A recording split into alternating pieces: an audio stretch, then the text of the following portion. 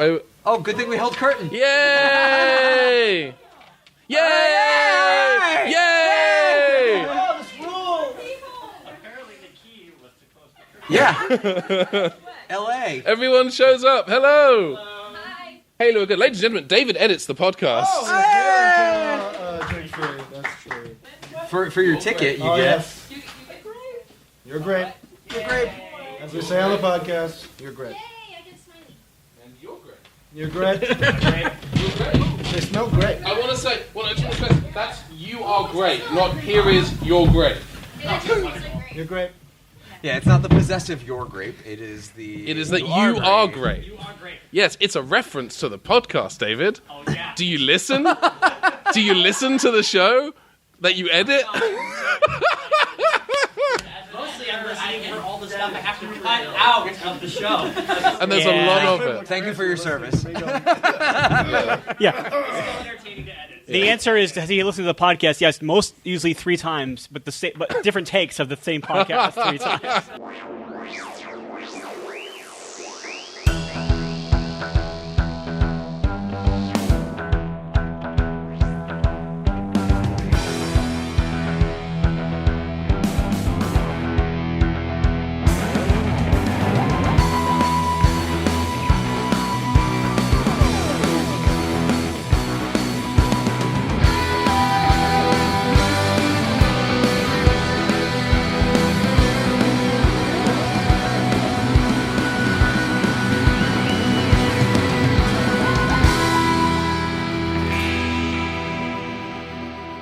Hello and welcome to the Game of Rassilon, our very first live show. Thank you all for coming and for being wonderful, beautiful, and importantly, present people. My name is Ben Padden and I'm your game master. Yeah! And I'm going to let everyone else introduce themselves because I'm a deeply lazy person. So am I. Hi, I'm Dan. No. Hi, I'm Dan Peck, and I play Travis the Human. Travis the Human. I am Riley Silverman, and I play King James I, a.k.a. Satan's greatest foe. Wait, and, sorry, wrong show. I'm the doctor. Sorry. I forgot where I was. I'm Michael Nixon. I am the engineer of this podcast. On the show, I play a character. Tonight, I'm playing a different character. Ooh. Yes, and you'll find out very shortly. Now, I want a quick show of hands. I don't think I really need to ask this question, but has anyone here not heard the podcast before? Cool. Excellent. Perfect. Mandy has not heard it twice. Yes. So obviously, I think this probably goes without saying, but the Doctor Who role-playing game is it's a little different from games like Dungeons and Dragons in that, like the show itself, it emphasizes thinking your way out of situations as opposed to kind of stabbing your way out of them. And that's not to say it's better than Dungeons & Dragons, but it is different. So if you're expecting a Dungeons & Dragons style adventure tonight, if you've not been to any of our live shows at like Gallifrey 1 and San Diego HooCon, then if you're expecting something D&D shaped, you're in for a surprise. This is almost nothing like Dungeons & Dragons. So I will say, the one thing people love the most about performing Dungeons & Dragons is when the whole show stops to roll initiative and roll all the dice that it takes to make stabbing happen. Yeah, and we're not doing it. It's great. Instead, we'll do a series of rolls to determine a chase, and also probably pause while Ben looks up the rules for a chase. Have you been reading my notes? So yes, this is nothing like Dungeons and Dragons. Don't expect Dungeons and Dragons. So I would say it's nothing like Dungeons and Dragons. I mean, it's a tabletop role-playing game. Thematically, it's nothing like Dungeons and Dragons. So with that out of the way, let's begin. You find yourself in a cavern. I think you may just step on Ben's joke. Close. The Doctor and Travis are in a tavern in the fantasy city. In the fantasy city of Seldomfall, a sprawling city of marble, stone, and spires populated by all manner of elves, dwarves, halflings, orcs, and other assorted fantasy races. I said races, not racists. That would be weird. There probably are some fantasy races there, Statistically, yes, there's probably a certain amount of the population. It's called Seldomfall? Seldomfall. Make some notes. There will be a quiz later. I just got it. Cool. It's a good name. After a day of touring around Seldom Fall on a sort of as using it as a sort of personal Renaissance fair, you've settled here in a tavern called the Drunken Druid. A tavern of moderate fruit. Good job, this is live. Was that the last episode of Series 11? Yes. Okay. Yes. The Drunken Druid, a tavern of moderate repute that was recommended to you both by a local. So you've been in the tavern. How long have you guys been in here? We have been in here 6 minutes. I don't know. I rolled the die. We've been here 6 beers. Yeah, six Six beers. beers. Yeah, 6 drinks. Yeah, that's Yeah. great. Okay, yeah, 6 Total, drinks. not each. Yeah. Which answers my next question. What are you doing in the tavern? It's a medieval tavern. There's all kinds of peoples and persons about. There's probably darts, because why wouldn't there be darts? Well, at one point, Travis asked me, "What is this?" And I sat down and drank and said, "This is a pint." They come in pints? Yeah, and then we drank those. Yeah. And we laughed and laughed and laughed. Could you roll to determine how much you laughed for, please? Sure. That would be that's going to be presents 3 laughs. and marksman. No, it was 3 laughs. 3 laughs. Okay. You know what? Fair play. Doctor, you sure I can't have, like, some amount of gold? Like, I really want a sword. I mean, I won't use it. I just want it. I mean, swords sort of fall into my whole no guns thing. Like, it feels like it's kind of the same. Decorative. Like, we can get a dull one. No, you know what? No man I've ever met with a sword in his wall has been interesting. So I'm not going to let you. Fair I don't want point. to let you become that. So you met my dad then? No, you're right. Yeah. No, Travis, I mean, if you really wanted a sword and it wasn't lame, the TARDIS would have given you one, but it didn't. So just you know. No, you're right. You're Yeah. right. I mean, I get it. So, A dagger? Probably Okay. not. so what are you guys drinking other than a pint? I think probably some sort of like ale.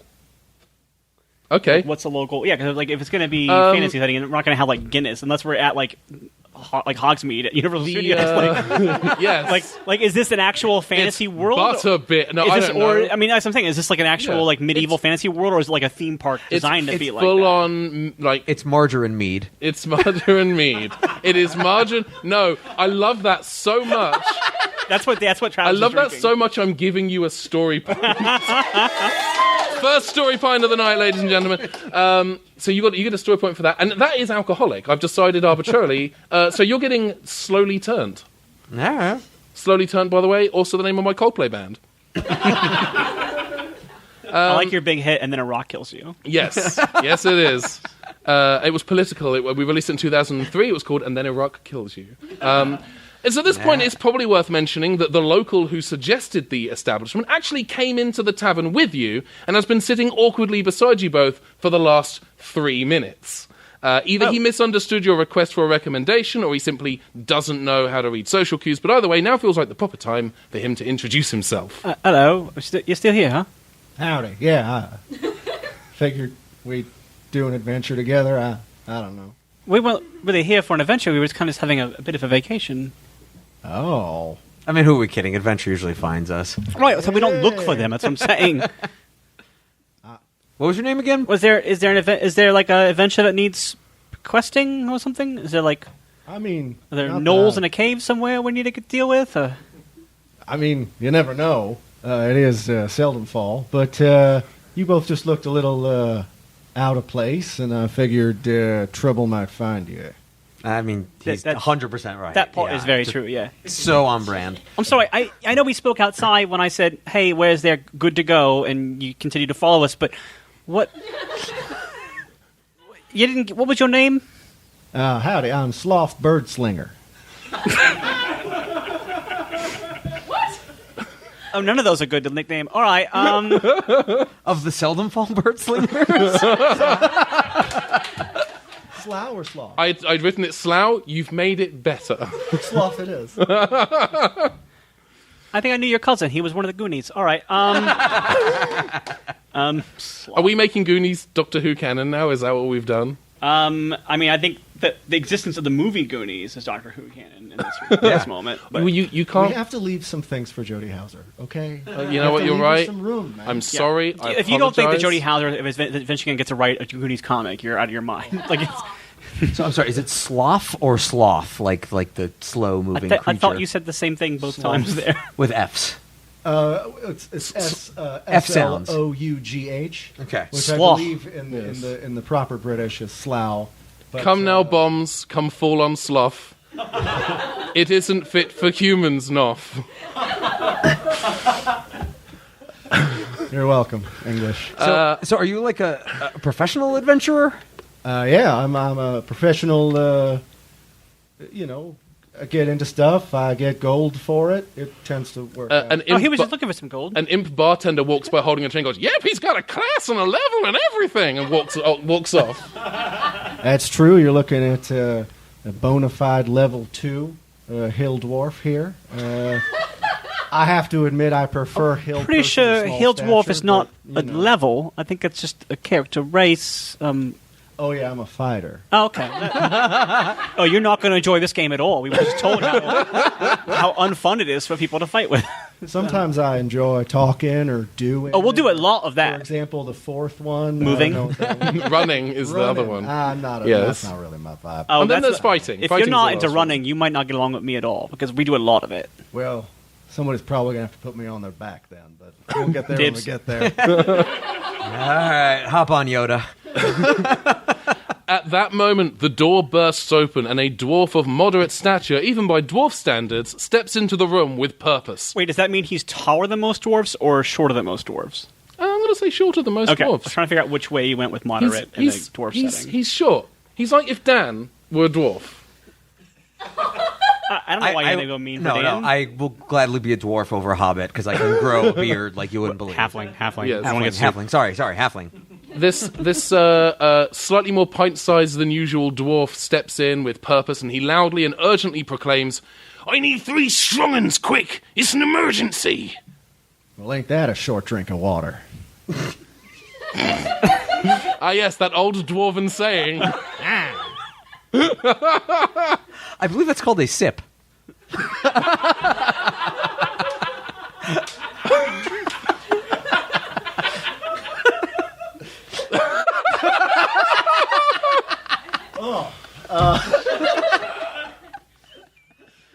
Wow, this thing is just... I have just derailed this. I think he gets another story point for that one.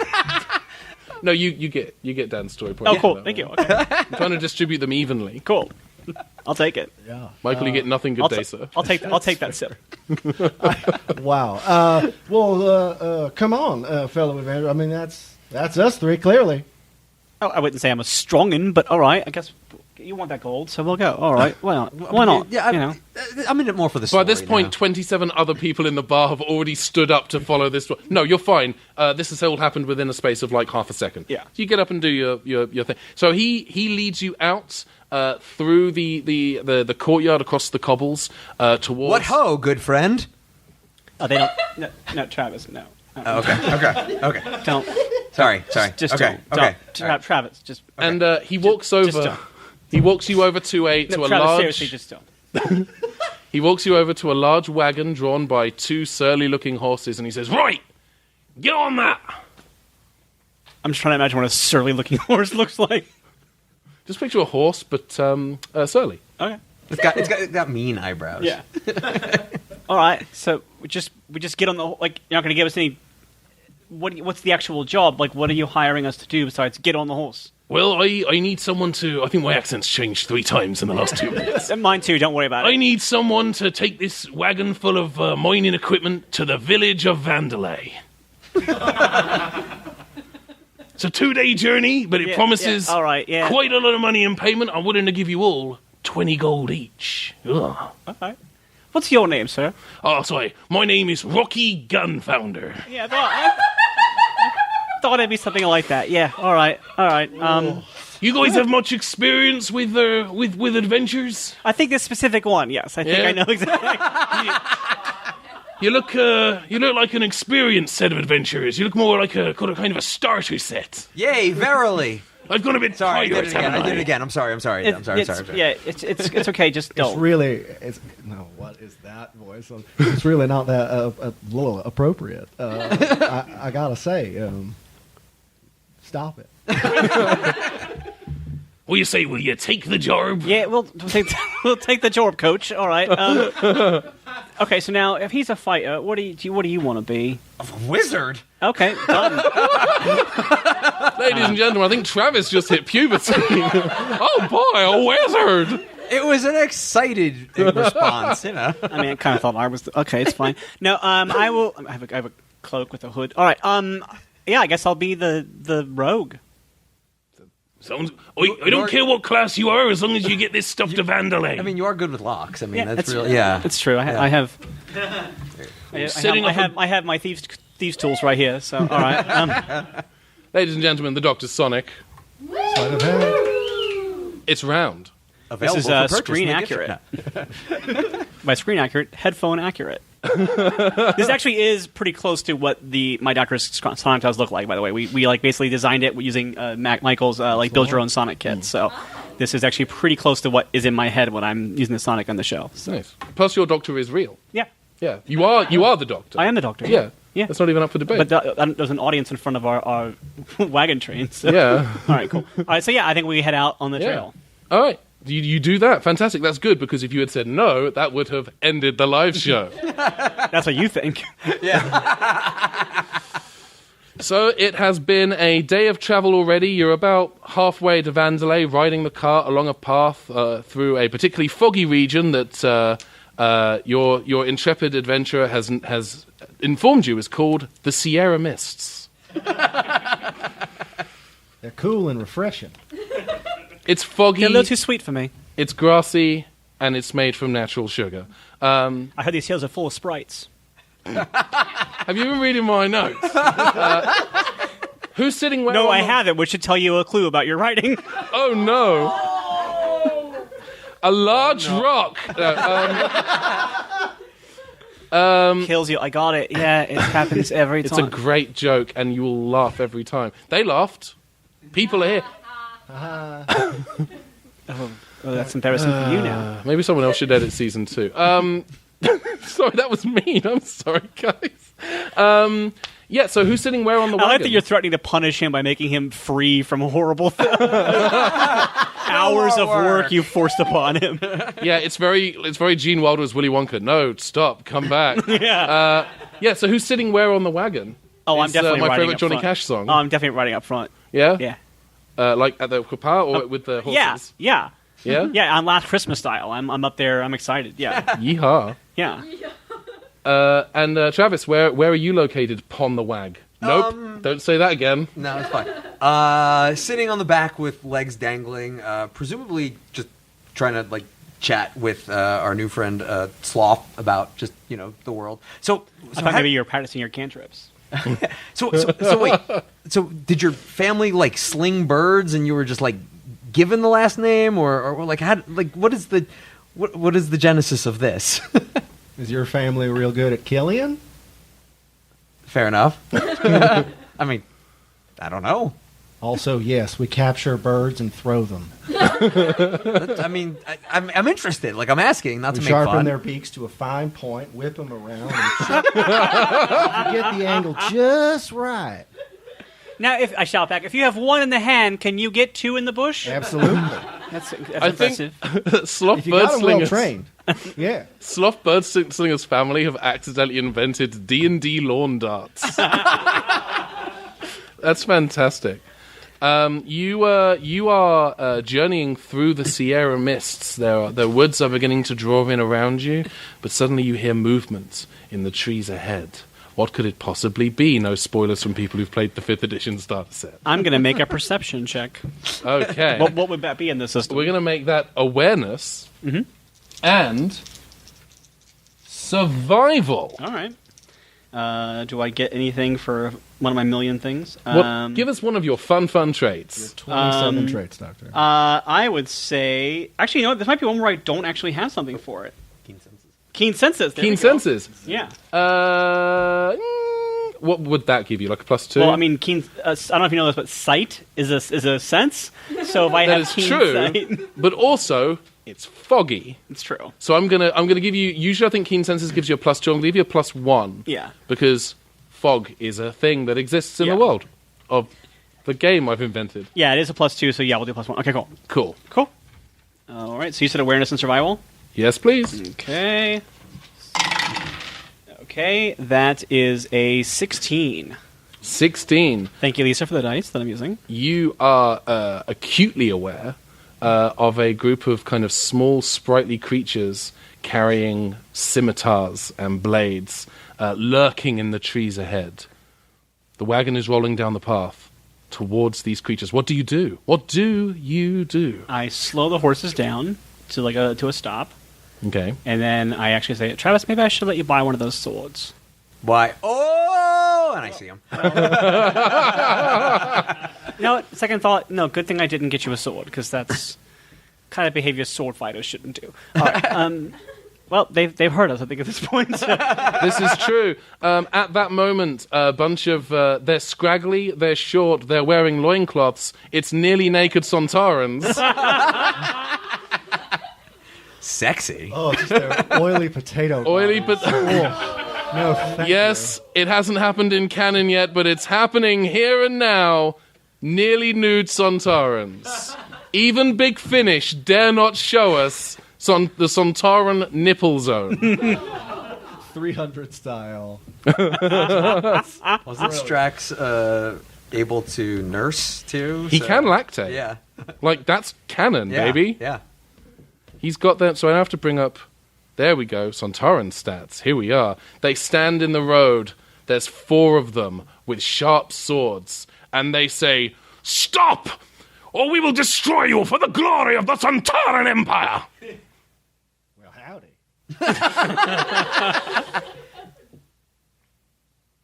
What? Oh, sorry. Hail and well met, adventurer. We need Now, to get- why is it okay when you do it? He shouldn't, that's just... You're the one who decided that. All right. I'm a local. If we could just get past without the fighting part. Who am I kidding? And I pull out my sword. oh, wow. Okay, so there's 4 Sontarans with sharp scimitars. Sharp scimitar Sontarans. Thank you. Correction, I pull out my axe. So Yes. thank I you. very specifically gave you... I think it's a great axe. It's just an axe, but I do Okay. have +2 to attack. But it's You do pretty have a good. +2 It's pretty to good. attack. It's a +2 It's a axe. pretty good axe. Yeah. It's like a just fine axe. It's Okay. like a darn fine axe. All right. I wouldn't say it's great, but it's Yeah. decent. It's like, you know. It's a mighty fine axe. given your weird cowboy dwarf. I made choices. I regret them. Listen, no, I want to marry this dwarf. I want to make sweet, fun dance. I want to dance with this dwarf. Well, we can dance if you want to. We can leave your friends behind, but if friends don't dance, and if they don't dance, well, they're no friends of mine. Would you like a story point? I have a 13. All right. Yeah. All right. Pays to not be a Time Lord. There are Sontarans with swords drawn. Slough Birdslinger is ready to go. This has become a scene. What do you guys want to do? I definitely am not. I don't think that talking's going to do a whole lot of good right now because I just saw what happened there. Yeah. But I think that also fighting because I don't actually have a weapon. So Same. I think that I'm going to do a doer. Okay. Which is that I am going to just plow right through with the horses. Okay. I dig that. Yeah, because the horses are way bigger than little Sontarans. And I think that if we start just going forward, they're going to flinch. Yeah, and they're surly horses. Yeah. Yeah, these horses are So, super yeah, surly. they're like That's a good ready nose to bring to back. rock. Yeah. All right, so you're gonna kia with the Yeah. horses. That's Yeah. that's the technical term for it. Yeah. Is a How many kia. horses are there? There's 2. There's 2. All right, I'm And going they're surly. Yeah, we got that one. Yeah. So yeah, one of them's name is Joe, and the other one's name is actually Phyllis. Oh, Yeah. I dig it. And they're both way silly. Yeah. Lovely. Are they married? Are they happy? And not to each other, but they're yeah. Perfect. Well, actually, it's weird because Joe is one day away from retirement, so we're gonna see how this wow. works out. Yeah, gonna see how it works out. Horse retirement. Yeah. Travis, what is your entire situation? To be fair, like retirement for horses is a pretty dark scenario, so it's not like that bad if they don't make it today. Like, Yeah. Well, I feel like retired horses are really the glue that hold our society together. yeah, Yeah. that's what I was going for. But you need do to walk get up right story to it. points? Huh? Do you get story points? Because I'm going to give you one for that. Don't. I've been keeping a running tally, and I have no story points. He's taking him All some right, way so from you that asked one. what I do. What do well, you I'm do your whole assuming thing? since we are hyaing, I'm going to have to hold on. So That's your do? Well, I mean, we have to resolve the hya first Yes. because I Not necessarily, because if you're going to talk, you go first. Oh, yeah, you're right. Like, no, I think you're due, because I was going to start searching through the stuff we're transporting that I can just sort of use either offensive or defensively. So I'm just be like, because I don't have any. That's going to be. That's also a do. It is a do. So I will let you guys decide which one of you is going to go first. Do you want to root through the crates on the mine? I think it makes more sense for you to go first because you are. I'm impulsively doing it. Yes, so, exactly. All right. Yeah. In that case, give me a roll, Doctor. And I would have shouted like, "Everyone, hold on!" when I would do it. So, give me. I'm going to call it presence because you want to get the horses to do something that you would like, and.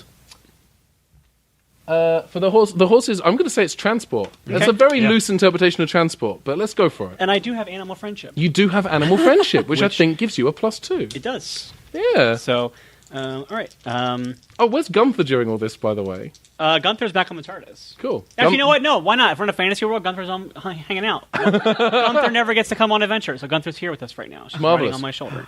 I know canonically she can't die because we've seen her in later episodes. So. Yes. For those of you who are not familiar, Gunther is the Doctor's cat who lives in the TARDIS. She's a sweet immortal baby. Yes. She's actually a flame point Siamese, but we ran out of time. I didn't have time. It's okay. I wasn't going to throw you under the bus. You threw yourself under the bus. I made it a collective we got. So sorry, Gunther. I mean, technically, a rogue is not a pet class, but it's okay. I'm just playing. Oh God! You know what? You know what? Arcane Trickster can cast Find Familiar. So there you go. Yeah, exactly. All right. So that was what again? Presence and transport. So that would have been 9. That would have been 14. That would have been 16 plus the 2. So I have 18. Oh, that's a good roll. Tell me what you roll, what you yell at the horses to get them going, motivate those. Well, horses. no, I don't need to yell at them because I can speak to the animals because I'm the doctor. Yes. What is your call to action? I just go let's just get past these idiots. and you hear the horses. I say only idiots carry knives, and then we go past. I guess with them. Travis is like, "So guys, I've got a knife." Spot on impression. If it's not unlike season 11, we'll say Travis. idiots carry knives. Yes. The next episode, knife is a solution to a problem. So. Yes. So you do that, and the horses go, which is horse for yeah. And they charge on through the Sontarans. I'm going to have the Sontarans do a roll for some damage to see if they're able to evade these horses. But before I do that, Travis, what's your whole deal? Well, now I got to hold on tight. You're going to hold on tight? Yep. Okay, Travis and Slough Birdslinger. One of us is saying it wrong, and it's both of us. Give me coordination, and I'm going to say it's athletics to hold on for dear life. Cool, and I'm clumsy, so I'm going to have to roll twice and Do take it. the worst. That's a 14 for the first one, and an 8 for the second one. Yeah! Bye! Uh-oh. Here's what I'm going to do, because that's a bad. You did bad, and you should feel bad. Yeah. That puts you at, what's that success rating? That's going to put you at that's a flat failure. If you want to spend a story point, that will take you up to a yes but success. I think it's more interesting if I fail, so I'm going to fail for now. Okay, so that puts you at a no but. I'm going to pair that a little bit with the Doctor's fine horsemanship. Is that a word? I'm going to say yes. It is. Yeah. And you start to fall out the back, but you're able to, through sheer force of will, grab on to the tail end of this wagon. So as the horses are galloping with the wagon in tow, you are kind of flailing at the back. Like a weird flag made of skin and Green Day t-shirts. That is just the most apt description of me, Dan Peck, ever. So yeah, I mean that's what it is. Yeah. And what was Slough's roll again? I rolled a 13. Oh yeah, you do. You're good. You're fine. Deal. Slough's good. Do you want a beverage, martini? I'm good back here. Okay, I'm just fantastic. sharpening a bird. I think I might have dropped my bird. I got to find my bird. Yeah. All right.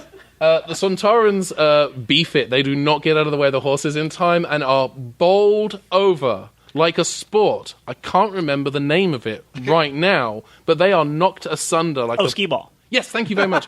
And they are parted like the Red Sea as they go kind of tumbling two to the left, two to the right as the horses gallop down the path towards Vandelay, towards freedom, towards, shockingly, the edge of the world. There is a large metal wall that the horses kind of they go horse noise and come to an immediate stop. Well, they're surly, so isn't it more of like a nay? Yeah, they in horse it sounds like an bugger, and they stop, and there's this. I would say it's about 5-6 foot tall. This kind of this kind of dark metal kind of wall that seems to kind of stretch off endlessly in both directions. We've reached the end of the park. Well, there's no way we're going to get above that. I mean, it's so tall, it's impossible. You do, Travis and the Doctor, for you have some stature, you're able to see a kind of very gentle, kind of purplish glow at the top of this thing that seems to be reflected against something. So it's not like a force field, it's like... It's technology you've encountered before. I'm just going to give this to you. It's laser glass. It's very similar to the glass enclosure that Travis was in aboard the museum. Our greatest foe, laser glass. Laser's greatest foe. So I kind of, because you said it's like 6 foot tall. The kind of the base of this thing, this metal base that's presumably generating the laser glass. Okay. It's about 6 foot tall. Okay, well I'm on a horse carriage, Yeah. so I just stand up on the carriage to look over the base. Yeah, you can't really see. You can see. It's like looking through double-sided glass because you can see what looks like a simulation of the rest of. What is this region? I gave you a knowledge sheet. What is this region of the world called, Michael? Extra paper noise. We don't have much time. The nether regions. Yes. Oh, jeez. Riley is shaking her head disapprovingly. I couldn't think of something funny to do with the Forgotten Realm. I was thinking of calling it the something or other zone, but that felt derivative, like everything I do. And I wanted to mix it up. What about the amnesia worlds? What does that even... Forgotten Realm. Never mind. I got it, yeah. A better pitch. The I can't remember what it's called place.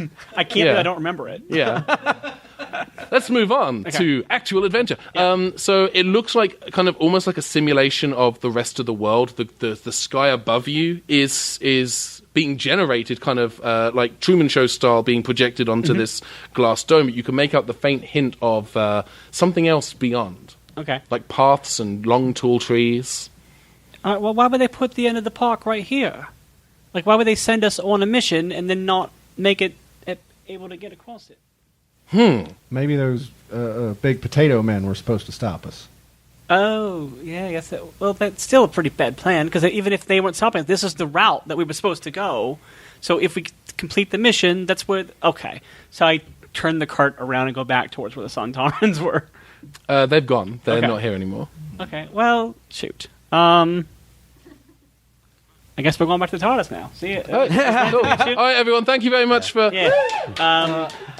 I think Travis is going to start looking through the mining equipment that we have and see if there's maybe something in there that can get us through, whether it's a pickaxe through the metal? or the laser glass. Just You know what? yeah. Actually, we as was pointed out during the Roman Holiday episode, that the Sonic does have the ability to weld, which also includes cutting through metal. That's true. So I'm going to start... while Travis is looking for stuff, I'm going to start cutting through the metal base with the Sonic. Doctor, there's a lot of explosives in here. Maybe we should have driven slower. Nah. The cart. I am going to say this because the wagon is full of like pickaxes and mining helmets and rope and shovels and chickens in cages because the guy fundamentally misunderstood what a canary is for. But we've been having eggs the whole trip. Yes, you're good for eggs, set for eggs, and a not inconsiderable quantity of explosives. Yeah. Okay.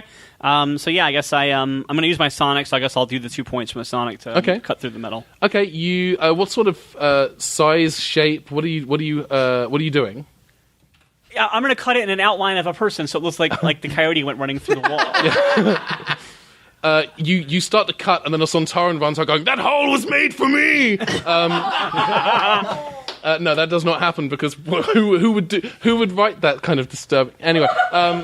And you as you cut this doctor-shaped like merry melodies hole in the side of the metal, you see a lot of wires and gadgetry and electronics. There's a computer terminal which appears to be docked into something, which has two handles on the side. It's about the size of an iPad, bit deeper, like it's designed to interface with this thing and be removed to be used elsewhere. I really hope I haven't stolen that idea from something, but I almost certainly have. Okay, so I go up and I kind of pick up that like tablet thing you described, and I try to like turn it on and see what it does. Okay, it comes up with a login screen for what appears to be some kind of user interface for the laser glass. Okay, what's the username that's on it? It's Greg7. Okay, and the password is Greg7. Yeah, I wish you wouldn't have said it. I was gonna say, I tried no, the password. It's just asking you for the username and password. The password I put in is Greg Rules 1. All right, give me a roll. Give me ingenuity and technology, please. Okay. Ingenuity and technology, and then do I get technically adept on this one? Oh, absolutely, you cool. do. Hells yeah. So, okay, so that's gonna give me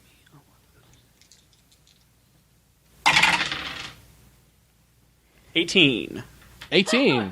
That's a good old roll. Yeah, I'm a doctor. You it's it's tough not to be. Yeah, you are on a you're on a there's a term. You're doing good. I'm doing a run through the park naked. Gotcha. Yes.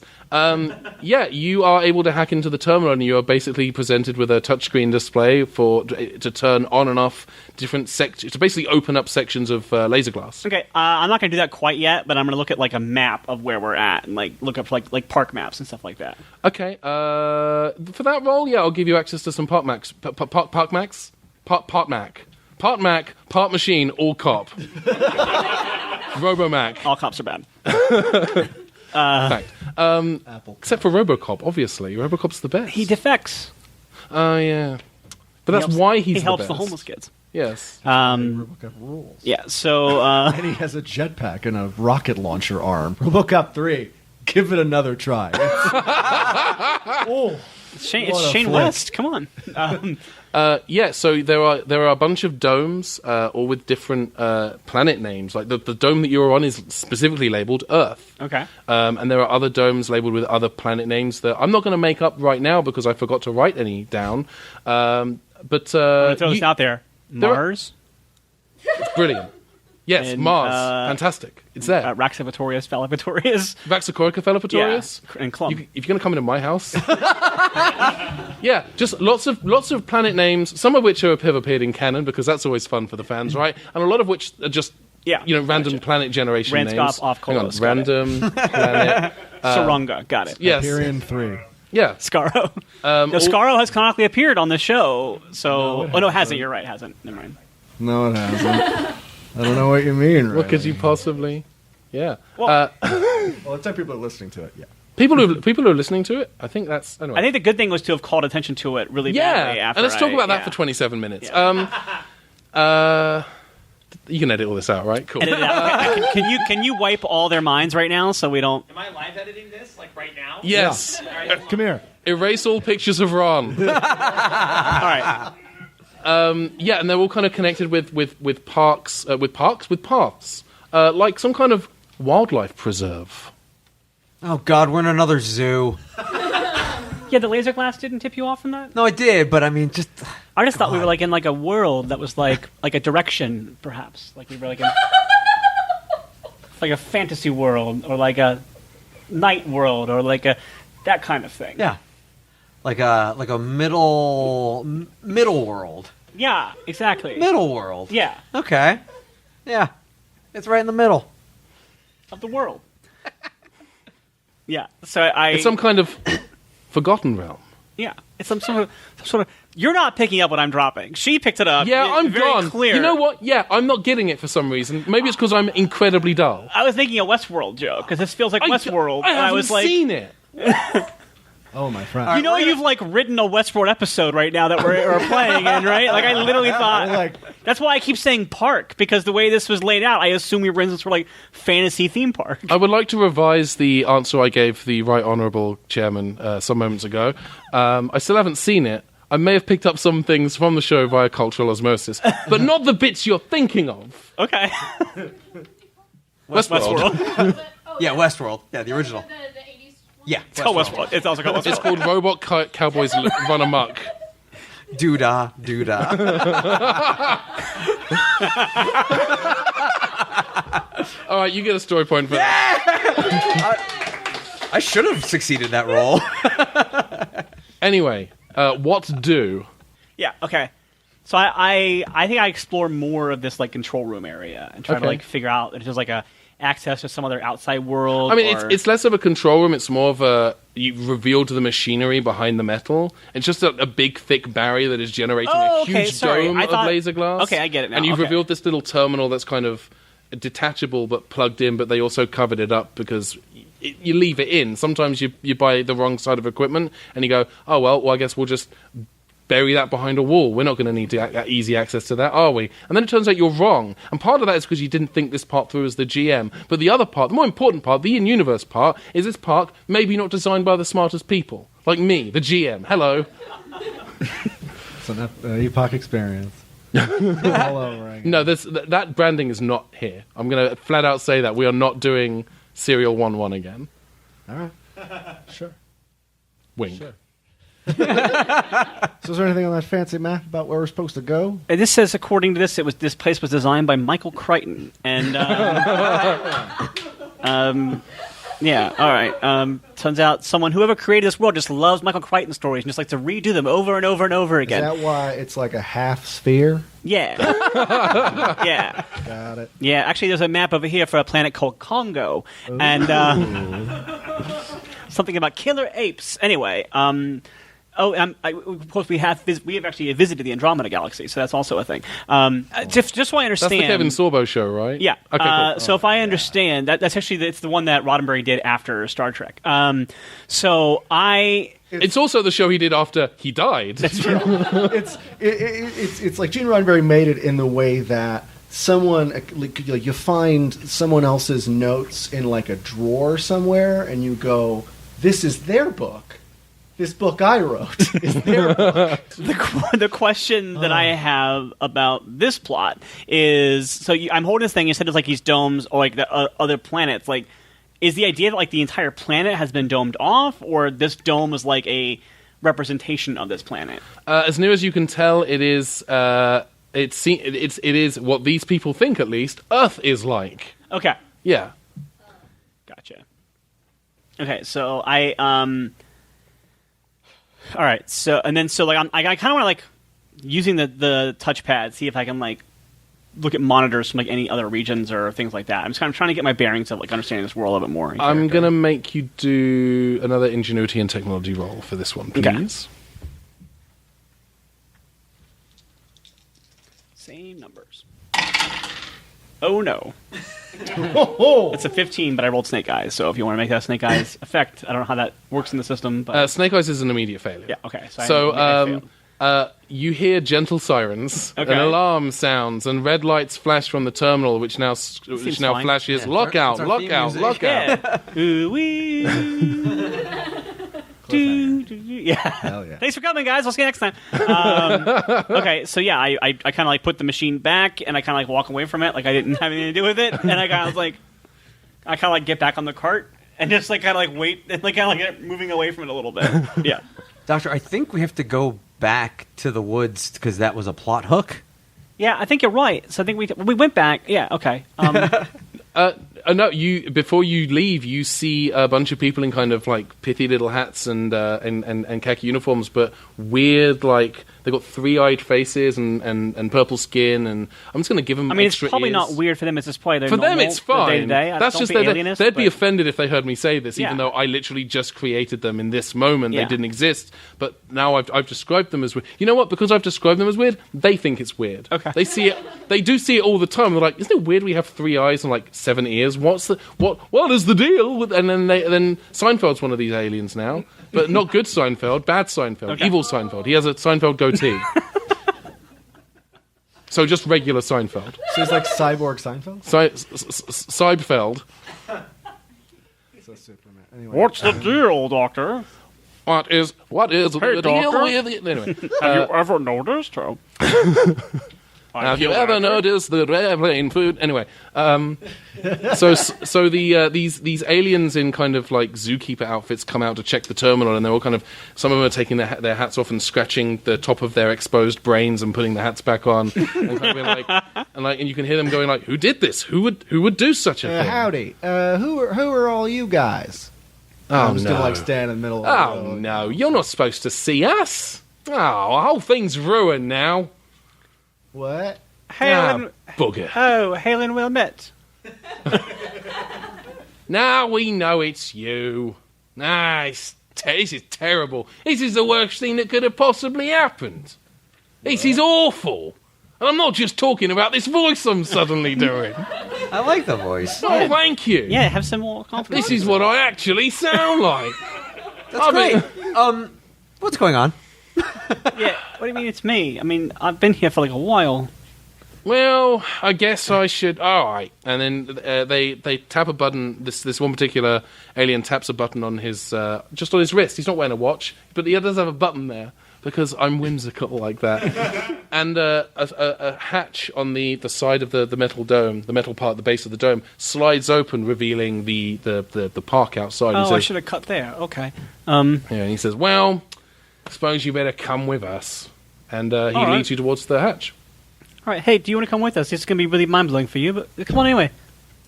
Yeah, I'm already a little weirded out, so why not? Yeah. Should we take the horses? No, let's just walk. Yeah, they're too surly to. They really cannot be asked. And there is a lot of dynamite. Maybe we shouldn't carry that with us. Yeah. Yes. So you leap through the hatch and you see red grass and green skies and signposts that have the names of like various some animals, some alien races, and there are tall trees that look like they're kind of made of like a thin kind of bamboo. They're like 14, 15 foot high, kind of swaying in the gentle breeze, bending a little bit. And these aliens are kind of, they're walking with you and down a path, down past some other domes of varying size, some of which are actually, fun fact, miniscopes, because why not? And these aliens say to you, well, we're the keepers. You may have heard of us. My accent's definitely changed again. Let's not dwell on it. Let's move on. It's a different guy. Yeah. It's a different guy. I'm a different person. No, that's Now No, it's awful. You found it again, yeah. Yeah. So You should have just started using your own voice again. Well, we're the keepers, you see. Yeah. And oh, hello. Wow. Oh my. People got Yes. turtlenecks. We're the keepers, you see. You may have heard of us. We are known throughout the cosmos as revered animal preservationists, and we were attempting to preserve a breeding pair of humans. Well, first mistake, well, a lot there, but second mistake, I'm not human, so... Oh, I'm so. Are you a Zygon? No. Oh, No, we've had such the big red ones are bad. the suckers. No, how dare you? We've had such bad luck trying to get a breeding pair of humans because we either get two Zygons or a human and a Zygon, and it's like one time we got this big weird snake, translucent snake thing that kept telling us that silence will fall. It was very strange. But we've had a terrible... Sounds like a real zero. Yeah.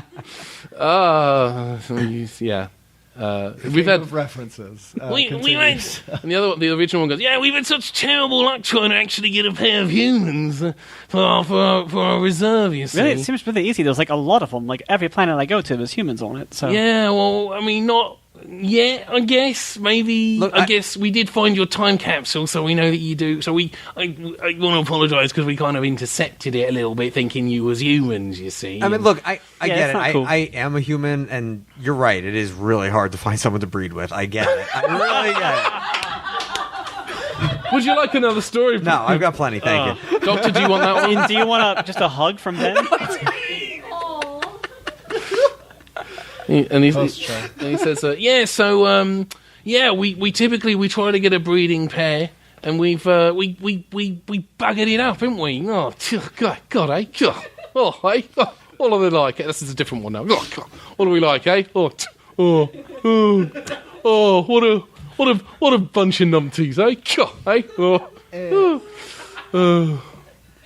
Excuse me. What's my part in all this? Oh yeah. Well, it's actually really simple. So what we do, right, is we try to grow a kind of a perfect replica of the planet. You see, we use a hyperspatial geolocked terraforming technology, and we just kind of rapidly grow a land and build it, which includes some of the local life sometimes because we need everyone to blend it. So what did you use for your basis of creation for this particular? Yeah, because you really beefed it. Well, you see, usually what we like to do is collect samples, but this is kind of a rush job, so we've just had to use, like, textbooks that we've acquired on the planet, and what we ended up using was, I can't remember the title, the books are very badly damaged, but it seems to be a complete set of books it's the world's most popular role-playing game, which we figured just meant you all have roles to play in your day-to-day lives. So one thing about humans, not the best at subtlety, it turns out. So that would, like, things that are that clever, a little bit below their heads. But, I mean, we made dwarves. Look at him. He looks realistic, doesn't he? We grew him in a vat. Why are you talking about me like that? This is Slough Birdslinger, okay? He is a person. I don't care if you grew him or not. Yeah, we kind of screwed that one up a bit. We were trying to get him to say Slough, and it didn't stick. Well, see, the process isn't perfect, you see. You're telling me didn't have to tell us that. This whole time my name's been Slough? Well, you know, I mean, everything's down to, you know, it's artistic liberty. You know, you say sloth, we have to go with it. You know, it's like when Patrick Stewart said data instead of data. And now everyone says data. Isn't that weird? Anyone else think that's weird? No, honestly, it sounds better. I think it's weird that you know Patrick Stewart, but you don't know that this is not Earth. That feels like a big plot I'll tell you hole this. in We space. actually, I'll tell you this, right? This is a laugh. We actually got Patrick Stewart. Turns out he's a bloody Zygon. You know what? That explains why he never ages. Yeah. He just makes the same face and keeps it. Wouldn't you? Yeah, if I had that face, yeah. I would make it so. Well, yeah, I'm definitely giving you a story point. Yay! Yeah. Anyway, this was kind of a rush job, see, because we weren't able to go and collect samples and take photographs, you know, like Pixar do. We weren't able to do any of that, so we had to use the books. You Again, see, it feels like you know a lot of references for the planet that you weren't able to get anything from. we got a lot of books. We got a lot of these Blu-rays, which I have to say, misleading. They're not blue. The important thing is that because of the nature of this rush job, right? I don't know if you know this. There was this thing what happened, right, a long time ago, but also not yet, called the Time War. Yeah. And what happened, I know a little bit right? about it, yeah. Yeah, you're familiar. You Yeah, I'm read a about it, bit of an have expert. Yeah, I've read about it, yeah. you? Yeah, you read about it, have you? Yeah, we'll say that, yeah. You're picking up my accent a little bit, aren't you? A little bit, yeah. Don't know, it happens a lot to me. I don't know what it is. I got one of them infectious voices. For the people at home, Ben's face has squished down. It's like compressed into a singularity, so the voice could come out of his body. It's like a face sandwich, and my forehead and my chin is the bread. It's also like every to bit the of crowd, blood, man. every bit of blood. It's like all the blood in your body has gone to like right at your cheeks, like right this inside. Yeah, and this is what I sound like. I don't think you've been this like squeezed into a character since the Your Grape guy. I feel like I'm wearing a character who is 2 sizes too small.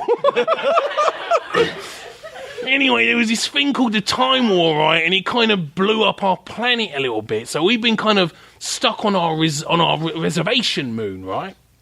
So we've kind of had to make ends meet because all of our sources of income are gone. So what we've been doing, right, is snatching like breeding pairs from planets. And this is the best bit, you in particular, I think you're going to love this bit, right? What we do then, right, is we blow up the planet, and then suddenly, right, this breeding pair, suddenly, they've gone from being worth like 50, 60 credits, suddenly they're worth millions. Now, I don't like that plan at all, actually. You don't know? No, I'm not a big fan of blowing up things. Now, what do you think?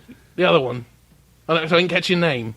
I'm Travis, and as the duly appointed representative of humanity and Earth, please don't blow up my planet. Oh, no. Oh, dear. Oh, no.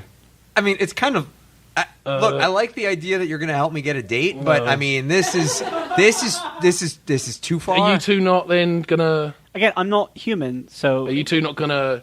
I don't know how you do it, so I don't know what the hand gestures are. But... Again, no. First of all, sorry, Travis. I'm sorry to be so disgusted, but I am. But I don't know how it works. Yeah. I'm technically married, I think, still. I don't know. But it's confusing about what people, contracts and stuff. But anyway, yeah, I'm not available to him, and most people like him. Of that sounds a bit persuasion. prejudiced the way you say it like that. That wordage. I was kind of implying a sexuality that I didn't want to be like blatant about, but all right. But also, so first of all, not a big fan of that concept. Also, not a big fan in general of like forcing people to breed. That's like a big no-no in my book of like things that I'm against. Not you know it? No, not it's actually like a pretty big no. Yeah, actually, Okay. time's up on that. So let's just put that there. And then also, I want to say that murdering a lot of people, again, even a bigger sin for me. So that's like my two big things that I'm not a fan of, and you just put them both out there. For that part either. You're not even. But you were good with the first It turns out you're not even from the bloody planet, ain't you? Pretty excessive. But if I'm being honest. We made Earth wrong for a start. Let me just. Life gives you lemons, right? There's a saying they have on Earth: life gives you lemons, you make lemonade, and you got a big Should lemon. we have made lemons? Yes, I think we rather should have.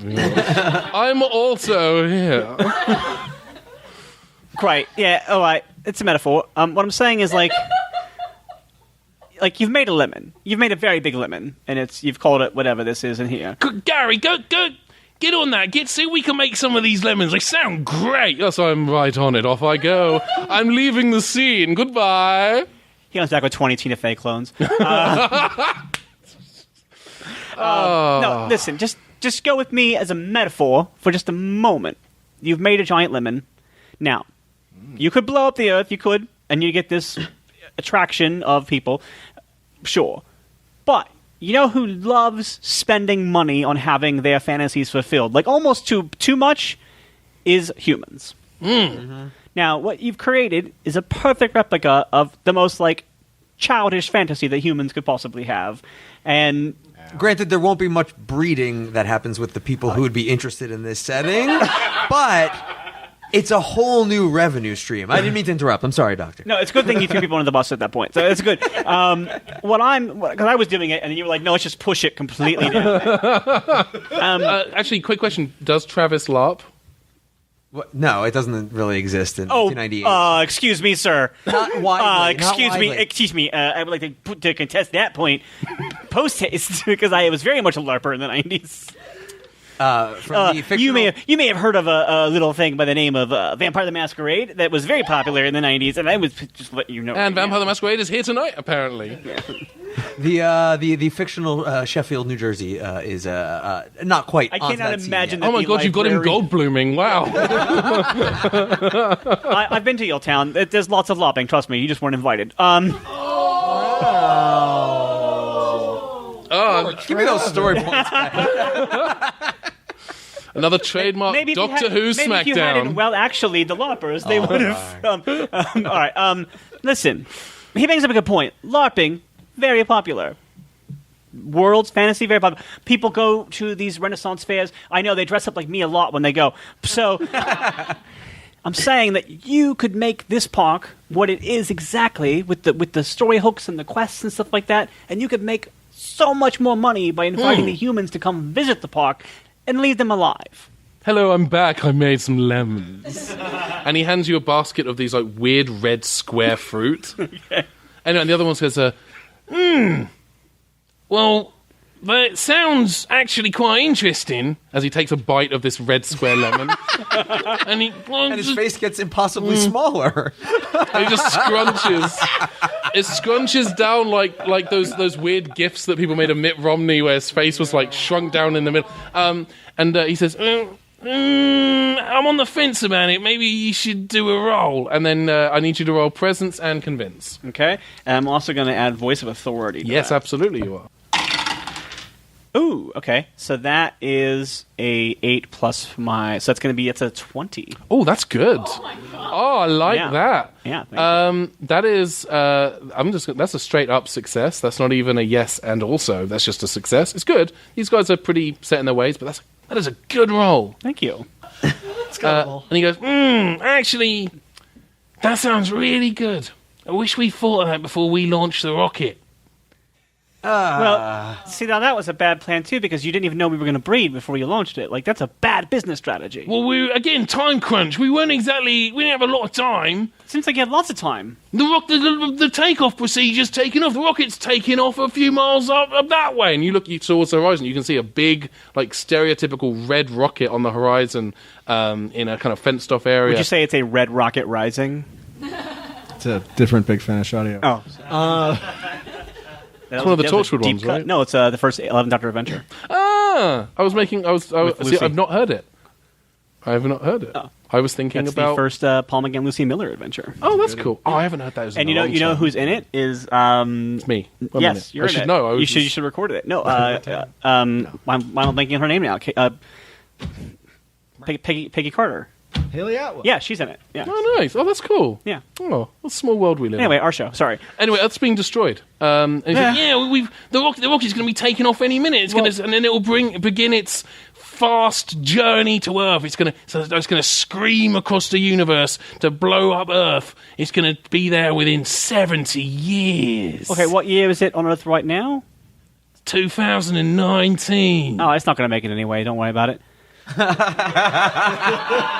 That planet is literally on fire right now, so I mean, it's a rocket. Yeah. Oh, political. I mean, it's not really politics, it's like environmentalism, but all right. It's funny, I don't know much about you, the Doctor, but I thought you was a bit more optimistic. If I were to know anything about your character, which I don't, I would have pegged you for an optimistic soul who favours romance and the triumph of romance and intellect over brute force and cynicism. Oh, the guy who's talking about forced breeding is trying to push romance. Okay. Well, if you read romance novels, that's actually a lot of topics in them. Oh, okay. Yeah. But the rocket's going to take off inside of the next 30 minutes. He's going to take us 20 minutes to get there in the Yeep.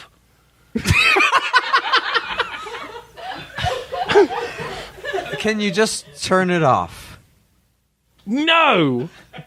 Wait, so there's not, just to be clear, there's not anybody else who lives and works on this planet that you can call from here to say turn the rockets off? Rocket's all automated. We tried to conserve space and energy, and we did it very badly. Yeah, it seems like it. Yeah, the mission controls on the other side of the chuffing planet, I was going to say that everything your planet plans needed, like, a second go. Just, like, at least one more set of eyes on it. Yeah, it would have been nice. Usually, just needed 3 more eyes on all of them. Usually, what happens is I get to plan this stuff with someone else, and he wasn't there. So I had to plan it by myself. And, I'll be honest with you, not convinced it's quite panned out the way we would have liked it. Howdy. Yes, do you have any suggestions or notes that might have made this work better? Is there any chance you folks have what's it called? Rock a distant chatter that you could maybe use to communicate back and forth with the mission control folks? It's Sunday, innit? They're all off on Sunday. We don't make them work on Sunday. Doctor. That's why I don't like to land on. That's why I don't like to land on Sundays. We got to do so. I tell you what. Wait, Doctor. Yes. We've got a wagon full of explosives. Let's rock. Let's take that to the rocket and stop the rocket. All right, yeah. Well, I tell you what, them horses aren't going to go very fast. I noticed we made them a little bit too surly. So what we should do... They only got 2 horsepower. Yeah. What we should do is take all the explosives, you can have a story point, and put them in the back of the Yeep. All right, let's do that then. Let's go. Yeah. All right, you guys do that. You load all the explosives into the back of the Yeep, which looks a lot like a Jeep, but the one has had organic-looking parts hastily glued onto the side of it by a BBC props department that did not have a lot of time or indeed a lot of money. It's also a Range Rover. It's also a Range Rover, which is not even... So as we are driving And there, the steering is actually an Apple computer with a sticker on top of the. that globe sticker that's in everything. Yeah. Sorry, that's Dan. okay. So you said it's like a 20-minute drive. So during the drive there, Travis explains that he recently played Final Fantasy VII, and there are these things called Oh, Gamble was Final Fantasy VII. there's things called love hotels, and maybe that's something that this planet should invest in doing because I love that Travis is still thinking about how to get people porking on this planet. but it's like it's another alternative to like blowing up planets and forcing people to mate. It's like if you're keen on the mating thing, it's like well you've got like the fantasy park for the people who want to do that, but you design these like people can go on vacation together. And Can I also say that I love that Travis's only point of reference for a romantic hotel is that he saw it in Final Fantasy VII. Like he's never even like stayed at a hotel that had a honeymoon suite or anything. He's just like, I played this video game, and in this video game, they had a romantic place you could take a lady. It's like a horny Motel 6. Point And of order, Travis. Just quick point of order, Dan. Travis has definitely seen the Ryza episodes of Star Trek. oh okay fine, 6 but to 12 but times. Is that Gene Roddenberry show that happened before Andromeda? Yeah. Okay. I was just going with the most time-appropriate topical one that Travis would have at the forefront of his mind. But yes, yeah. Explain Ryza, explain... jump cut. yeah. Travis remembers Ryza, but he remembers it being the place where you get the cool toy that like hypnotizes. Oh, yeah. Oh, I was man. thinking of the idol thing. Yeah. That one. I was putting a video game in your mind. Yeah. My mind's to your mind. Yeah. My ports to your ports. Okay.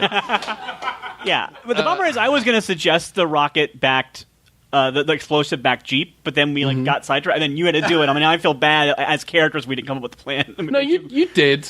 No, we didn't. I went with the thing you guys said. Just So to we're confirm, fine. Just real quick, we've got the pedal to the metal in the Yeep, right? Yes. Like, we're not slowing up. Okay. Yes.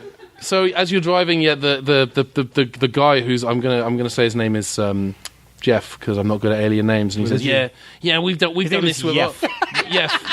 Yeah, we've blown up a lot of planets actually. Well, you shouldn't do that. Just for well, we did, and we can't take that back now. But we got we got a couple of like monoids and some sensorites, and we managed to. I like to those ones. They had the sashes. They were like you could. Yeah, they're lovely, but they're not very sexually active.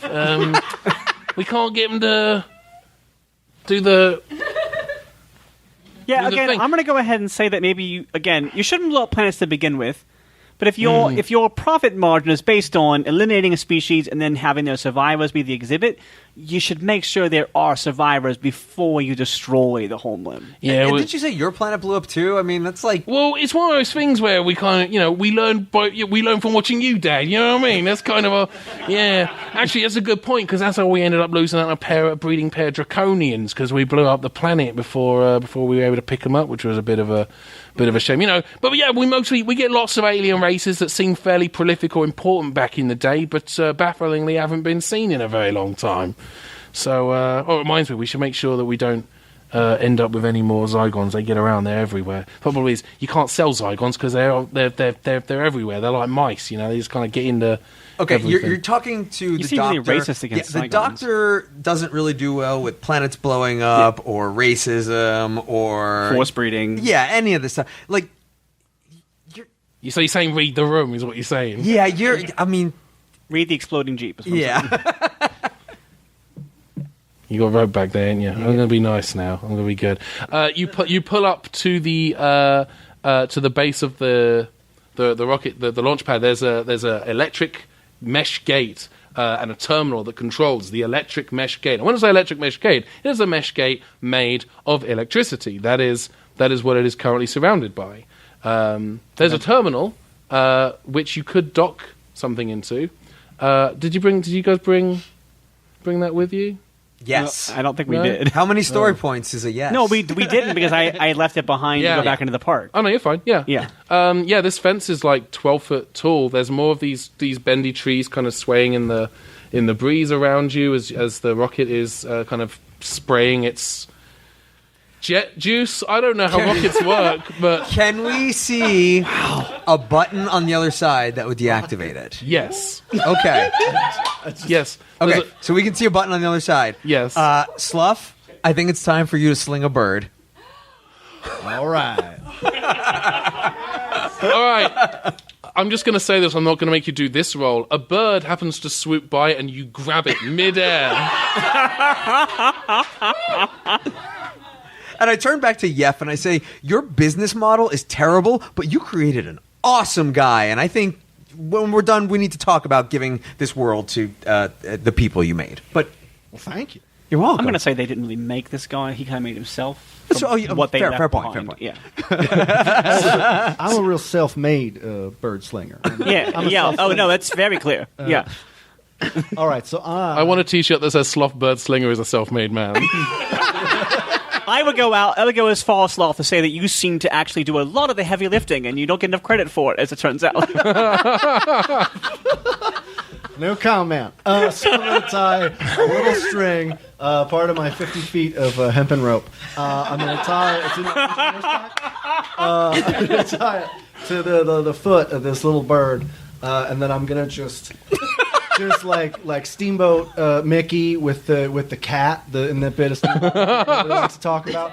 Just What a whip pull. it, just swinging it around. I mean, technically, it's Mortimer Mouse is not the same as Mickey Mouse. So I'm just swinging this bird like I'm a bird slinger, and I huck it towards the thing that Dan identified that I should be doing. But There's a big old off button. the big old off button. So you're going to arc it before I over go, the fence. I'm swinging it, and I just go. Yes. And release. All right, I'm going to have you do a coordination. Please be And this is definitely fun. marksman. Oh, Wait, no, maybe it's athletics. that would be better. Let's do athletics All right. for the win. Ish. 12. Hey, Michael, Yeah. would you like to spend some story points? What if I were to spend 3 story points? That takes it up to good. What if I were to spend 5 story points? That takes it past fantastic, which is yes and. You want to bring that down by 1 story point? I'm going to spend 5 story points. This bird hits the button, bringing down the electric grid fence. But it doesn't just hit the button. It ricochets off the button, pings up towards the top of the rocket, towards the scaffolding, and hits a release catch that would have been out of reach if I had written that down. And there's a hatch at the top that controls that contains a computer terminal. Pops open easily. And then the bird just flies away unscathed. Proud to have been part of this prestigious moment. Later on, the bird says to its family, "You're not going to believe what I got to do today." And they go, "Did your beak sharper than normal?" Yeah, it's pretty good. I'll tell you what. Caught some bugs on the way home. Wasn't even meaning to. So that's dinner sorted for us and the kids and the family that we built up on the top in You're this. so good to us. The top of this bendy tree. love you, Bird Daddy. Let's just do this. Oh, yeah. Which bird family member do you want to be? Slough Birdslinger. You could be. Slough Birdslinger's just in the background. Rosencrantz and Guildenstern. And everything. Your lives, guys. the new king of this world. The electric grid fence goes down, and you see that little hatch pop open at the top of the scaffolding, the stairs. Oh, well, all right. So I run up to that computer. Anyone else want to do that? Yeah. Sure. Okay, you get up to the top. The hatch exposes kind of a contained area within the top of this rocket containing computer terminals. Actually, before I run upstairs, Could I go to the bathroom? I'm going to pin Yef to the yeep using another spare bird and just sort of like sticking him on there by his tie or something, so he can't leave. And you're going to say something cool to him. You're going to say...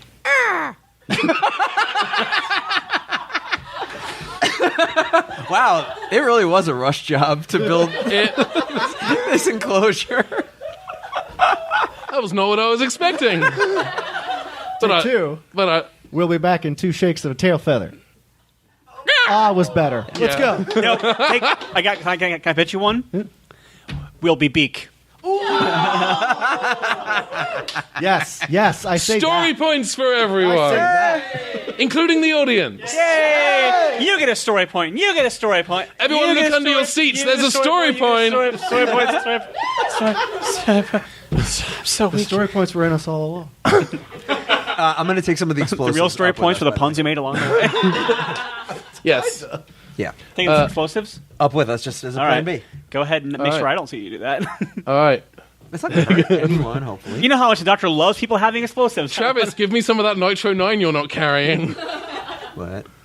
Oh, yeah, you don't watch the old stuff. I'm trying. It's not like I am refusing. It's We just- don't fan shame here, Ben. I'm not shaming. I'm just, Seems like you were shaming. I'm just People making- gasp at you when I'm you just said it. publicly making an observation that the kind of person who might fan shame can hear and act upon. Damn, Ben, Twitter. we're not going to debate you in a public forum. Just stop it.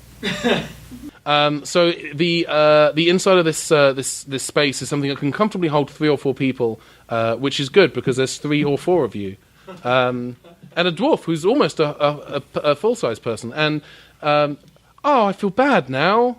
I feel bad saying that. You know, dwarves aren't that short in D&D, right? How short are they indeed? They're like medium. They're not like hop. They're like They're half like like as tall as gnomes. me. Yeah. Thank you. Okay, now I know. It does say in my traits size small. So I did put you as a small fair. creature, Cool. yeah. And again, they didn't get it. It was a rush job. Cool. fair. That's so fair. Okay, you're right. So this is a fairly nice kind of We'll lush. put it on Yef. You're right. Yes, it's a nice kind of carpeted area that on the inside looks kind of like a plywood set. But there are computer terminals, plenty of space to put dynamite, but definitely a computer terminal with a strange small port on the side of it that doesn't look like any kind of modern technology. I wonder if there's some kind of other technology that it might be able to interface with. I left it in my other pants. No. I pull out the plot device Game Boy. Fan favorite. He did bring his actual factual Game Boy with him today. This is the Game Boy, ladies and gentlemen. that I bought on eBay because I couldn't find my original. It does have. Are those Pokemon stickers on the back? Printed out from Pokemon Snap that you could get done at Blockbuster for a limited time. when Oh the game came out. wow! Oh snap! But it came with, it came pre-stickered, so Yeah. they did the work for me. This is the Game What are Boy, you talking ladies about? and gentlemen. This is Travis's actual Game Boy.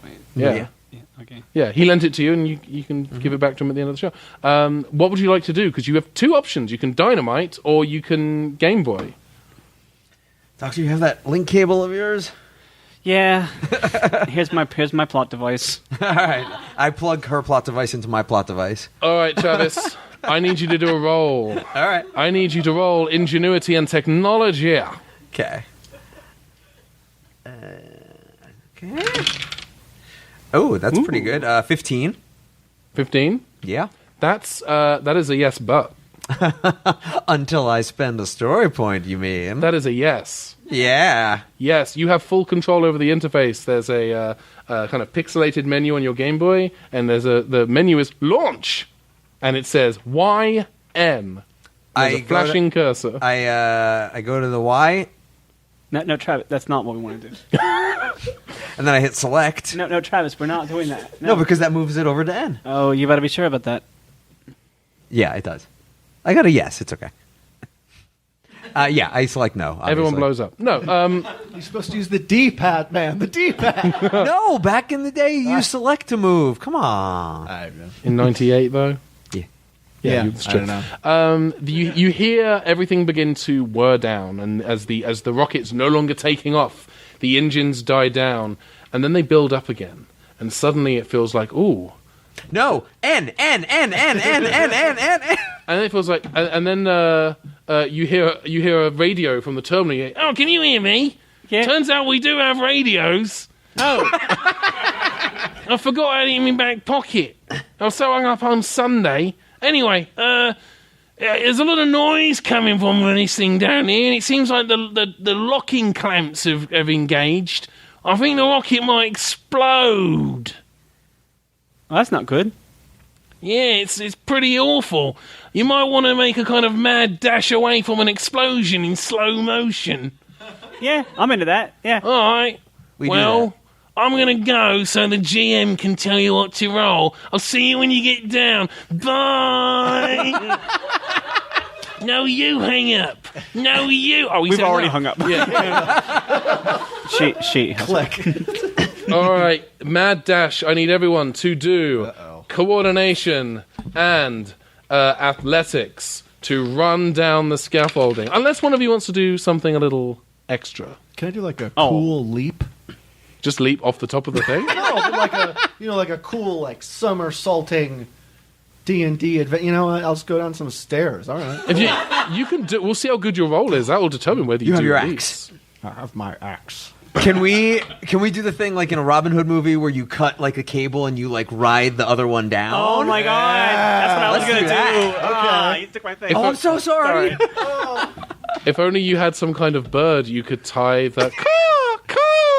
It stoops down low. It's flying close. It's very slow. grab the bird. You got a bird. And I'm going to tie that bird up and make a grappling bird. I've completely changed my idea. I'm going to use my 50 feet of hempen rope again and do the same trick and chuck my grappling bird off the thing and try and zip line down this. I lock it on one end and I send the grappling bird down kind of a diagonal so I can throw my axe handle over it and kind of zip line in a cool way. I believe it.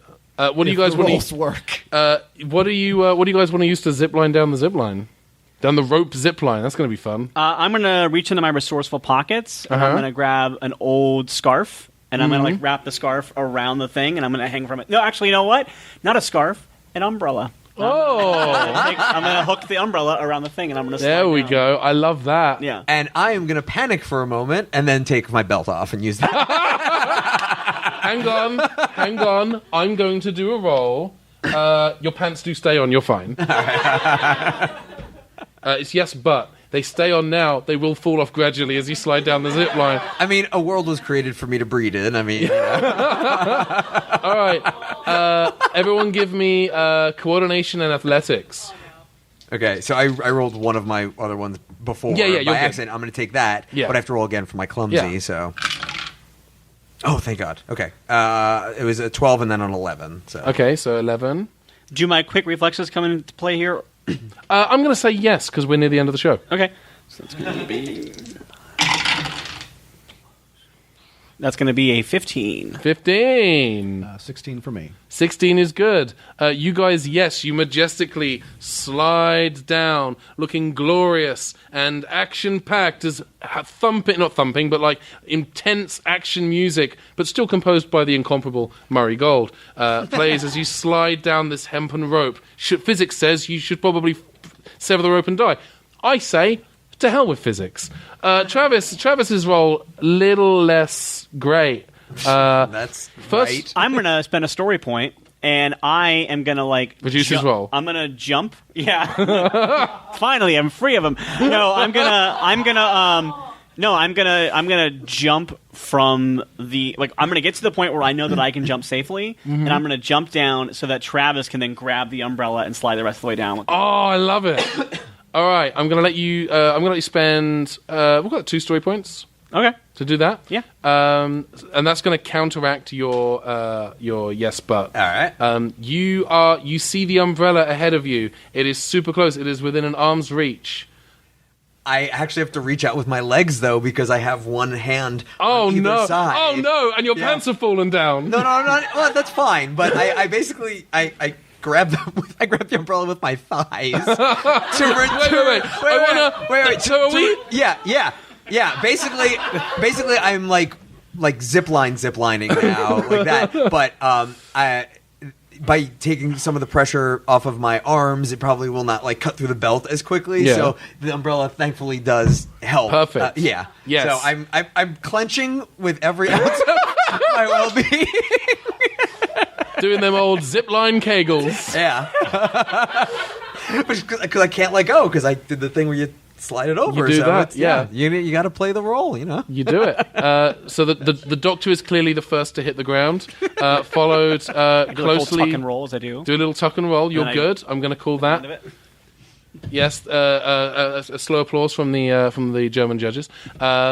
Slough. Judge always blows it. Thank you. Yeah. The Birdslingsman lands with all the poise and grace of a tiny dwarf boy. I rolled. Yes. Great. I love the sound. That's great. It's going to I'm be in Shade Vale Arbor. I'm just kind of yes. Followed by Dan, kind of almost hugging the zip line, almost followed by his jeans.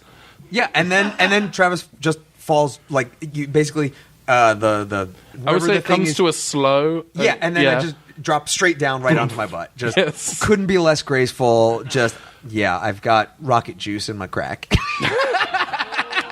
And then I grab my umbrella from the cable, from the rope, and then I like walk up like behind Travis and I open the umbrella to protect his modesty while he puts his pants back on. I have to ask, what type of underwear did everyone just see? Plain. I don't know. Yeah. We live in a world where like spots exist, and you went for. But 98 is where he's from. So. It's Red Hot Chili Peppers was still big, so they're tidy white. Oh, you know what? Okay, I buy it. That's fine. That's cool. Yeah, Trevor seems like the kind of person who'd be influenced by the reddest, hottest, chilliest peppers. So it's just a sock? Yeah. Your reactions are my favorite. So, because you reacted not only like it was a joke, but like I revealed a big plot reveal. Yes. Yeah, the sock was the villain of season 1 all along. Ben, they haven't heard it yet. No, they weren't. There you go. Boom. Fixed it. See? Got it in one. Who needs a flashy thing when you can just record? Yeah. We can re-record the entire finale. You want to do that later? Okay, cool. Yeah, I'm sure Donald will stay late. So you hear Yef say, I don't know if you guys have noticed, but that thing looks like it's about to explode, and I'm still tied to this thing, or birded to it, I guess is maybe the proper terminology. Yeah, well, now you know how those planets feel. Boom. I feel like the boom might have been in poor taste. It's just that thing looks like it's going to explode very soon. Yeah, unbird him. And unbird me! You there, unbird me! We don't kill. All right. Okay. All right. I pulled a bird out of the... Shall we run away from an explosion in slow motion? No, we should run as quickly as possible. Yeah. And then you do that, because you already rolled the rolls for that. So you guys run away at a regular speed as the rocket explodes spectaculously. Spectaculously? Yeah. Wow. Spectaculously. I'm just going to say it. It's a word. Episode title. If it's not in the Oxford English Dictionary by the end of next year, I will riot. Own it, man. Yeah. Own it. And the rocket goes up, saving the planet Earth from being destroyed in 7 decades. Yay! Whew, and not a minute to spare. I also like, too, the idea that once this rocket was in space, we couldn't have stopped it at any point in time while it was in space. Yeah. Like, I couldn't have just gotten in my TARDIS and gone to the rocket and pushed it towards, like, a sun or something. Nudged it, yeah. Your TARDIS at this moment. Yeah. You got the randomizer. It's true. We jump cut to later as we are outside the TARDIS inside the city of Seldomfall. Where did you park the TARDIS? Well, that's the question. Like, weren't we pulled? Like, you made it sound like we were pulled here from the. It's 50-50. The way that I always imagined it and didn't talk to you about at any point is maybe Travis... I even literally asked you in character at the beginning of the episode, like, how we get... Is it like a thing that I know that we're at or whatever? I forgot. I'm so sorry. I'm a bad GM, everyone. It's great. Not that. No, you're fine. No, we'll talk about this later off mic because I'm really angry right now, David. You said it all. Yeah. No, it was my idea, and I didn't really make this very clear, and I apologize, is that Travis wanted to go somewhere fun. You knew Dungeons and Dragons was a thing, so you wanted to find a fantasy village, and you couldn't because of the randomizer. Okay. And then you ended up at one. It was like, oh, that's cool. David, put this in the beginning of the episode if you could. Yeah.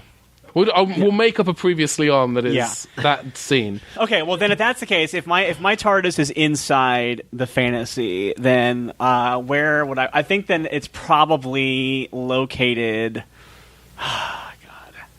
It's like it's diagonal in the street from a fantasy phone booth. It looks like a British phone booth, but it's like wood. Yes. Yon Constabulary box. Yeah. City Watch. Hoist ye to open. I think that it's probably... Sorry. Yeah. Officers respond eventually to all calls. All hails. Yes.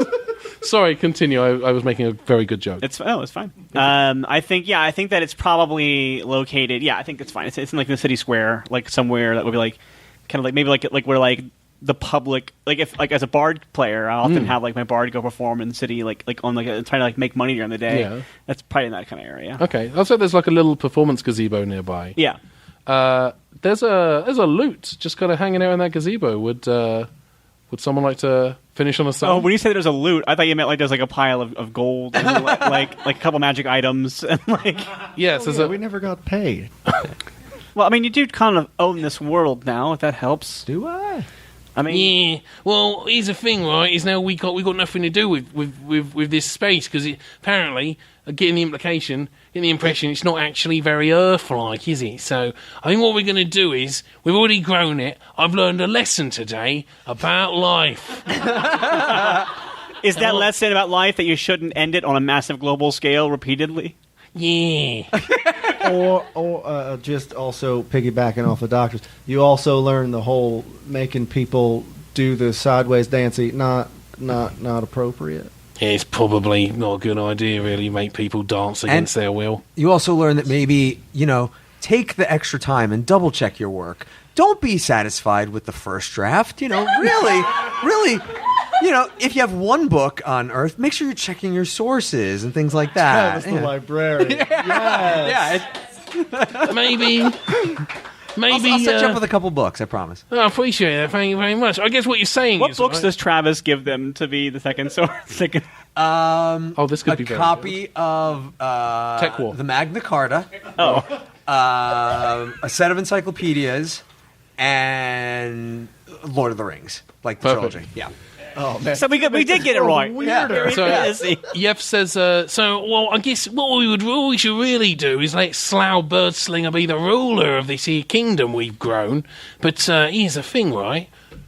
We can't just give you the kingdom. Turns out there's an ancient sword in a dungeon to the north, and you'll have to go on an epic quest with friends to find it. And whoever pulls the sword from the inside of the orc stomach it's been buried into becomes king of all the land. I can't remember what we called it. The nether regions. The nether regions. The nether regions could be yours, Slough Birdslinger. It's always nether regions with the keepers. They're really obsessed with It it. is really this. Yeah. Well, how about, and I'm going to hold a bird threateningly towards him, or you lead me there. You want me to go on this adventure with you? Yeah. You know what? That's your penance. You have to experience this world too. I would like you very much to roll presence and convince because I love this so much. I'm going to just give him. I'm going to give him 13 story points. In that moment, +6, 19 story. in that moment, Yef is suddenly dressed like a druid, and he says, This is the part I was born to play, baby. Hail and well met, adventurer. And he says, I'm going on an adventure.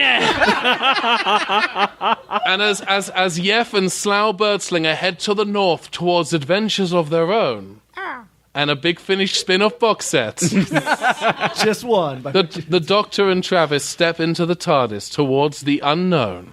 I really wanted to be a wizard. You know what, Travis? I think you're plenty magical on your own. Da-da-da-da-da-da. Ladies and gentlemen, Yeah. the game of Rassilon Live, thank you so much.